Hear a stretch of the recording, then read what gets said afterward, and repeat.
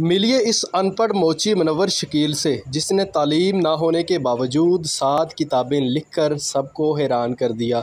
मुनव्वर शकील को हुकूमती सतह पर मुख्तलिफ एवार्ड्स भी मिले। मुनव्वर शकील की ज़िंदगी पर पाकिस्तान के नामवर सहाफ़ी जावेद चौधरी ने कालम भी लिखा। मुनव्वर शकील ने तालीम ना होने के बावजूद 7 किताबें कैसे लिखीं, जानिए इस वीडियो में। बिस्मिल्लाहिर्रहमानिर्रहीम। अस्सलाम वालेकुम नाज़रीन, आप देख रहे हैं फैसलाबाद पॉइंट और मैं हूं राना एहसान अली। एक बहुत बड़ा स्टार, पाकिस्तान का बहुत बड़ा टैलेंट ज़मीन के ऊपर बैठ के जिसने के 7 किताबें लिखी हैं, मुसन्नफ़ है 7 किताबों का, और उनकी तालीम भी कोई नहीं है, और आज वो जड़ांवाला की सरज़मीन के ऊपर बैठ के जूते सिलाई कर रहे हैं। लेकिन बदकिस्मती ये है कि हमारे पाकिस्तान के अंदर टैलेंट की कोई कदर नहीं है। इसी वजह से मुनव्वर शकील जैसे हीरे, जो कि अनमोल हीरे हैं, वो भी आज वैसे के वैसे ही अपनी जगह पे स्टिल हैं जैसे कि पहले थे।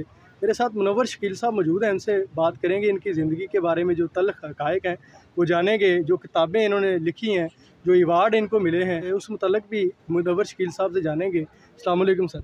वालेकुम अस्सलाम। क्या हाल है? ठीक ठाक है सर। पहले तो बताइएगा कि आपकी एज कितनी हो चुकी है? 53 साल उम्र होगी मेरी। 69 की पैदाइश हैगी, 1/1/1969 की, ਤੇ ਹੁਣ 53 ਸਾਲ यानी कि बड़ी खुशकिस्मती है ਤੁਹਾਡੀ ਕਿ ਤੁਹਾਨੂੰ ਅੱਲਾਹ ਪਾਕ ਨੇ ਇੰਨਾ ਇਲਮ ਦਿੱਤਾ, ਇੰਨਾ ਜ਼ਿਹਨ ਦਿੱਤਾ। ਤਾਲੀਮ ਕਿੰਨੀ ਹੈ ਤੁਹਾਡੀ ਸਰ? ਮਾਲਕ ਦਾ ਕਰਮ ਹੈ ਗਿਆ ਜੀ। ਮੇਰੀ ਤਰੀਮ यानी कि ਨੇ ਪ੍ਰਾਇਮਰੀ ਵਿੱਚ ਸੀਗੇ, ਮੈਂ 5ਵੀਂ ਵਿੱਚ ਸੀ ਤੇ ਵਾਲਦ ਫੌਤ ਹੋ ਗਿਆ ਸੀਗਾ। ਅੱਛਾ। ਉਸ ਤੋਂ ਬਾਅਦ ਅੱਗੇ ਤਾਲੀਮ ਨਹੀਂ ਜਾਰੀ ਰੱਖ ਸਕਿਆ। 5ਵੀਂ ਤੋਂ ਬਾਅਦ ਤਾਲੀਮ ਨਹੀਂ ਜਾਰੀ? ਲੇਕਿਨ ਮੇਰਾ ਪੜ੍ਹਨਾ ਸ਼ੌਕ ਸੀ, ਕਿਤਾਬਾਂ ਐਮਏ ਤੱਕ ਮੈਂ ਪੜ੍ਹੀਆਂ ਨੇ ਗਿਆ। ਕਿਤਾਬਾਂ ਤੁਸੀਂ ਐਮਏ ਤੱਕ ਪੜ੍ਹੀਆਂ, ਲੇਕਿਨ ਕਾਗਜ਼ੀ ਕਾਰਵਾਈ ਚ ਨਹੀਂ, ਡਿਗਰੀ ਕੋਈ ਨਹੀਂ? ਡਿਗਰੀ ਨਹੀਂ ਹੈ ਕਿ ਮੇਰੇ ਕੋਲ। बड़ी गल। हाँ जी, मैं हुण भी पहली किताब तुहाडी केड़ी आई? केड़ी पहली किताब? पहली किताब सोच समंदर सी, 2004 विच आई। सोच समंदर दे अंदर की तुसी लोगां नूं पैगाम दिता, की लिखिया सोच समंदर? सोच समंदर विच नज़म गज़ल ते ना दुआ लिखी हैगी ज़्यादा। कितना टाइम लगा सब तो पहली किताब नूं तुहाडा? कदों पब्लिश होई? मार्केट च आउण तो बाद आवाम दा की रद्द अमल सी? बहुत ज़्यादा लोगों ने रिस्पैक्ट किया, बहुत ज़्यादा यानी लोगों ने दाद दी सी। अच्छा। और उन्होंने लोगों की दाद ही मैनू शायर बना छड़िया।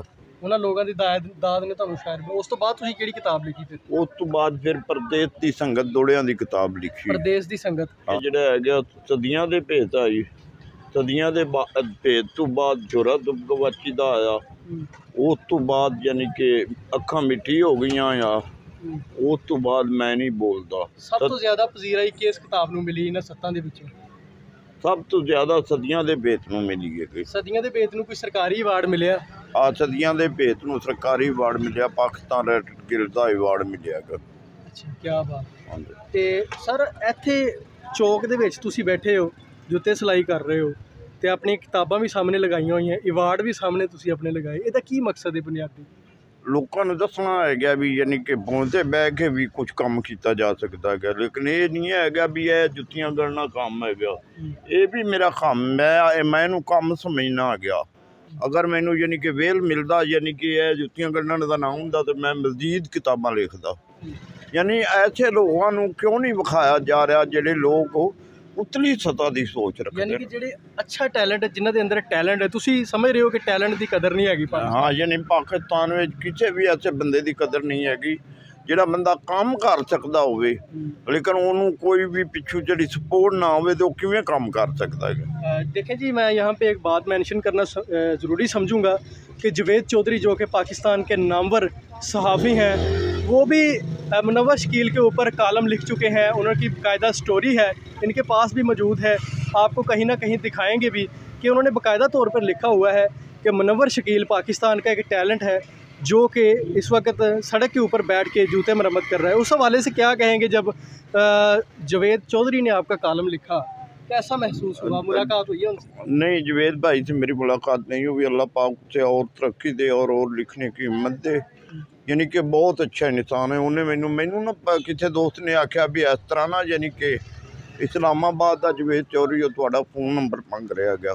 तो मैं ना उन्होंने अपना फ़ोन दे दिता। फिर जावेद चौधरी ने मैनू फ़ोन किया तो उन्हें मेरे को जो पूछा ना, मैं उन्होंने दस दिता भी मैं यानी कि जो जिस हालात तो गुजर रहा गया।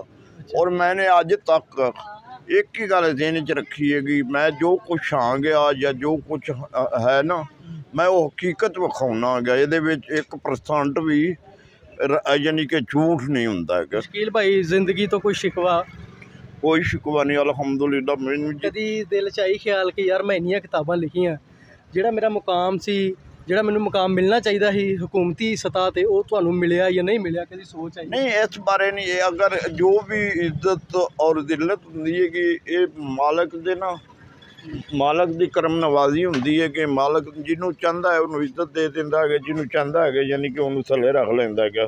मैं कभी भी ये नहीं सोचा गया कि मैनू यानी कि मेरा मुकाम नहीं मिलिया। मैं जिस जगह के काबिल सी मैनू मालक ने उस जगह पर रखा है। मजीद की तुहाडा प्लान आ किताबां लिखण दे हवाले नाल? तुहाडीਆਂ नवीं कोई किताबां आ रही? मेरियां नवीं 3 किताबां दे मुसवदे जिहड़े आणगे वो मुकम्मल ने गए। आ दूआ छालियां दा मुੱਲ ते पत्थर दे विच कीड़ा, ये 2 मेरे जिहड़े ने मुसवदे मुकम्मल ने। तीसरा बना रहा मैं। शेर कोई गज़ल साडे नाज़रीन नाल शेयर करना चाहोगे? मैं ताज़ा गज़ल है कि बेकदरां दे शहर विचाले अखां भरियां रहियां। हाय हाय। बेकदरां दे शहर विचाले अखां भरियां रहियां, भावें जुस्सा मैला थी पर गल्लां खरियां रहियां। क्या बात। भावें जुस्सा मैला थी पर गल्लां खरियां रहियां, इस बस्ती विच मिट्टियां झट के रात गुजारी लोकां। इस बस्ती विच मिट्टियां झट के रात गुजारी लोकां, उस बस्ती विच चुल्हियां उत्ते डेगां धरियां रहियां। क्या बात। इस बस्ती विच मिट्टियां झट के रात गुजारी लोकां, उस बस्ती विच चुल्हियां उत्ते डेगां धरियां रहियां, ते हिकना दे मजदूरी करदियां हत्थी पै गए छाले। इकना कुछ नहीं कीता तां भी जेबां भरियां रहियां। क्या बात। इकना दे मजदूरी करदियां हत्थी पै गए छाले, इकना कुछ नहीं कीता तां भी जेबां भरियां रहियां, ते धुंध समय दी साडे उत्ते पैण ना दिता सूरज। धुंध समय दी साडे उत्ते पैण ना दिता सूरज, नाड़ां दे विच बर्फां जम्मियां सोचां ठरियां रहियां। नाड़ां दे विच बर्फां जम्मियां सोचां ठरियां रहियां, ते साडे वांग शकील इन्हां भी विच गुलामी रहना। आवन वालियां नस्लां जेकर इवें डरियां रहियां। क्या बात। जी करदा है दुनियावी दौलत हत्थां नाल कमावां। जी करदा है दुनियावी दौलत हत्थां नाल कमावां, मुड़ मैं उंदा आटा लवां भुखियां नूं वरतावां। मुड़ मैं उंदा आटा लवां भुखियां नूं वरतावां, ते नवीं नस्ल नूं दसना है कि हिम्मत की हुंदी। कीड़े वांगू पत्थर दे विच मैं क्यों बह के खावां। कीड़े वांगू पत्थर दे विच मैं क्यों बह के खावां। एक और गज़ल मेरी जी बड़ी मकबूल हुई। जन सावी रुत दे सुपने मैनू मुड़ के आवन लगे। सावी रुत दे सुपने मैनू मुड़ के आवन लगे, अज ते मैनू आप मिले ने सज्जन जावन लगे। अज ते मैनू आप मिले ने सज्जन जावन लगे, ते कासे दी तस्वीर बना के मैं बालां नूं दस्सिया।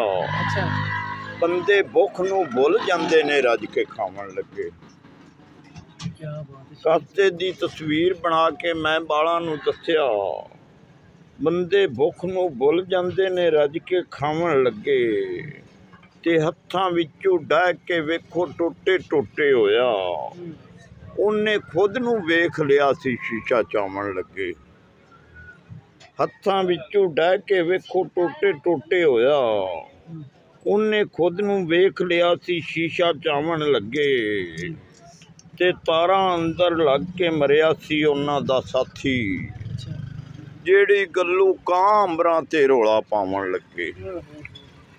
तारां अंदर लग के मरिया सी उन्हां दा साथी, जेड़ी गल्लू कां अंबरां ते रौला पावन लगे, ते दस रहे सी बीतियां गल्लां अज जो अपनियां मैनू, मेरे ही ओ मैनू सी अज दुख सुनाउंदे। यार कमाल की शायरी है। मैंने यकीन करें, मैंने इससे पहले इस तरह की शायरी नहीं सुनी। आपने सोशल मीडिया पे या किताबों में शायरी पढ़ी होगी, लेकिन वाकई ही शकील साहब से मिलके ये एहसास हुआ है कि शायरी किसे कहते हैं, टैलेंट क्या होता है। और आज ये टैलेंट जो है वो एक बाज़ार के अंदर पड़ा हुआ है, लेकिन ये टैलेंट किसी को नज़र नहीं आ रहा। ये अवार्ड लगे हुए हैं इनके, ये वो 7 किताबें इनकी जो इन्होंने लिखी हैं। ख़ासा वक्त दरकार हुआ है इनको ये किताबें लिखने में। सोच समंदर और मैं नहीं बोलदा, सदियां दे भेत, अखियां मट्टी हो गईयां समेत, दीगर किताबें इन्होंने लिखी जिनके मुसन्निफ़ हैं ये। और आपने ये 2-4 शेर सुन के ख़ुद अंदाज़ा लगा लिया होगा कि इन किताबों के अंदर क्या क्या चीज़ें छुपी हुई हैं, कितना टैलेंट छुपा हुआ है मुनव्वर शकील साहब के अंदर। इनका ये कहना है कि 3-4 किताबें इनकी और हैं जो अंडर प्रोसेस हैं, बहुत जल्द वो भी मंजर आम पर आएंगी। लेकिन मैं समझता हूँ कि इतना टैलेंट मुनव्वर शकील के अंदर होने के बावजूद भी ये अपने काम को नहीं भूले। अपने बाप दादा का जो काम है वो अभी भी ये जारी रखे हुए हैं। ये इनकी हिम्मत है और मेरी तरफ से और मेरे फैसलाबाद पॉइंट की तरफ से इनको सल्यूट। इसी के साथ अपने मेज़बान राना एहसान अली को इजाज़त दीजिए। अल्लाह हाफ़िज़।